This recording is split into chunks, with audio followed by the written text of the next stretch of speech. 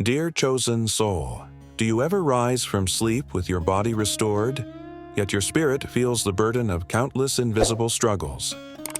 Why is it that despite adequate nourishment, rest, and moments of solitude, a profound heaviness lingers like an unseen shackle? If this resonates with you, let me assure you, you are not weakened, you are not idle, you are not flawed. You are chosen. The very fact that these words reach you now is no coincidence. As we are reminded in the book of Jeremiah, "Before I formed you in the womb, I knew you. Before you were born, I set you apart," speaks to why you feel a calling beyond this worldly realm.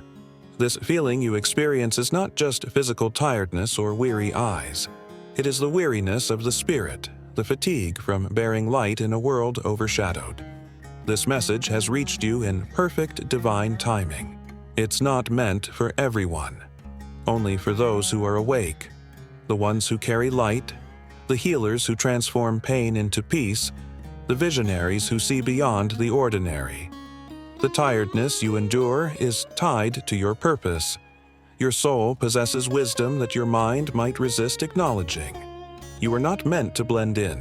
Instead, you were created to bear frequencies unseen by most. This sacred awareness is heavy. Jesus himself invited, "Come to me, all you who are weary and burdened, and I will give you rest." Those words were more than poetic. They recognize the burdens that chosen ones carry. Listen closely.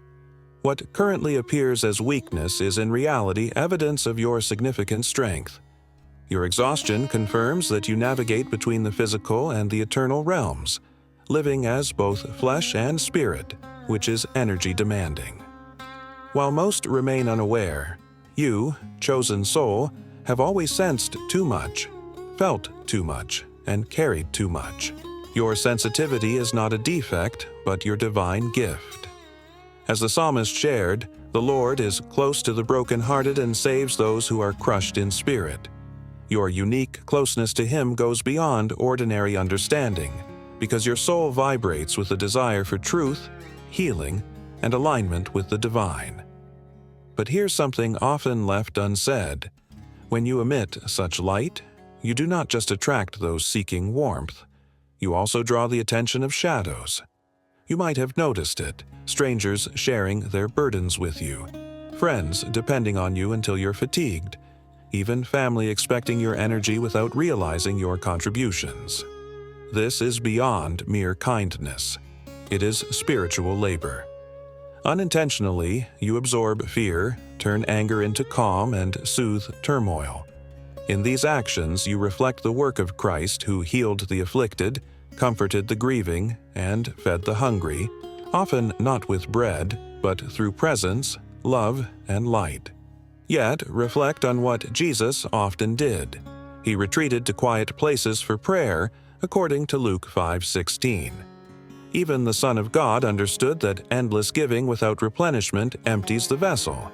If Jesus needed solitude, chosen one, so do you. Be honest with yourself. The battles persist even as you sleep. Thus, you might find yourself awake at 3 a.m. or 4 a.m., heart racing, immersed in dreams more like visions than random stories. Though your body rests, your spirit remains active. You are on a mission, even in stillness. As Ephesians 6:12 states, our struggle isn't against mere flesh and blood, but against rulers, authorities, powers of this dark world, and spiritual forces of evil in heavenly realms. This is why, despite ample sleep, you awaken feeling drained. You have been engaging in battles most cannot conceive. Understand this. Your weariness does not signify defeat, but engagement. If your light didn't pose a threat, darkness wouldn't resist. It is because light rises that darkness pushes back. This trial is refining you. You're under challenge not due to weakness, but because you stand as a danger to the realm of darkness. Your journey is reminiscent of Joseph, whose betrayal and hardships paved the way for elevation in God's timing. What you're experiencing now is a stage in your preparation, not the conclusion. In Romans 8:18, We are reminded that our present struggles pale in comparison with the glory that will be revealed within us. Part of your fatigue stems from juggling two masters, the world's demands and your soul's calling. The world clamors for hustle, productivity, ceaseless striving, but your spirit gently urges, slow down, breathe, align. You weren't made to rush within a system that reveres busyness. You were formed to walk with divine timing, rhythm, and purpose. Ecclesiastes 3 reminds us there is a season for everything and a time for every purpose under heaven. The fatigue you feel reflects your soul's cry against rhythms unsuited for you. Ignoring this insight results in physical consequences. Stillness is not laziness. Silence is not weakness. Solitude is not abandonment. It is salvation. Elijah found God not in the wind, earthquake, or fire, but in a gentle whisper, in the 1 Kings 19:12. That same whisper awaits you in moments of calm. Yet, the world often overlooks silence because it is the birthplace of power. It's why you find peace in stepping away from the cacophony. Drainage is not only from people or schedules, but also from environments, technology, and even thoughts. Energy vampires take many forms. They may not mean harm. Sometimes they are unhealed souls clinging to your light in their search for their own. Still, if you fail to establish boundaries, they'll continue to consume from your well. As Proverbs 4:23 advises, above all else, guard your heart, for everything you do flows from it. Protecting your heart is essential to safeguarding your energy. It involves learning to say no, even when it feels challenging. It means recognizing that not everyone deserves access to your spirit. Your internal dialogue can also sap energy. Rehearsing doubts, fears, or self-criticism damages your own energy field. However, Proverbs 18:21 teaches us that death and life are in the power of the tongue. Speak words of life, light, and truth over yourself daily. Affirm, I am protected, I am chosen, I am aligned with divine timing. These are not merely affirmations, they serve as spiritual weapons. When exhaustion seems never-ending, deliberate restoration is essential. Treat rest as sacred, not optional. God Himself rested on the seventh day, declaring it blessed and sanctified, as noted in Genesis 2:3. Rest is not a sign of weakness, it is a divine mandate. Approach sleep as a form of spiritual preparation. Create meaningful bedtime rituals. Pray, express gratitude, reclaim your energy, and declare protection over your spirit before retiring for the night. Embrace tranquility and invite angelic presence. Psalm 91 assures us that He will charge His angels concerning you, to guard you in all your ways. Remember, you are never alone in this battle. Never have you faced it alone.